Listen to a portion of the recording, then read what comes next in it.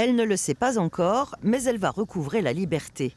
Cette femelle du couple de faucons pèlerins de la cathédrale a été attaquée probablement par des corvidés vendredi dernier.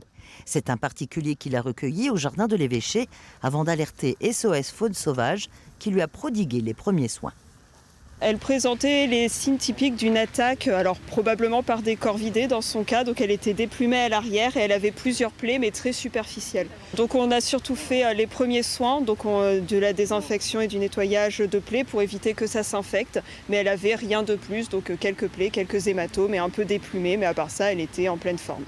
Bien que protégée, l'espèce reste rare. Et depuis l'installation d'un nichoir dans le clocher de la cathédrale en 2015, les faucons pèlerins nichent au-dessus de l'édifice. Chaque année, ils font l'objet d'un suivi des espèces rupestres mené par des bénévoles de la LPO. La crainte qu'on peut avoir, c'est que la femelle soit restée un peu trop longtemps hors du nid. Et donc les jeunes à cet âge-là, ils doivent être tout juste nés, un petit peu enduvés. Donc ils n'ont pas encore les plumes. Dimanche, il y avait une petite tête de jeune faucon pèlerin qui apparaissait à la sortie du nichoir.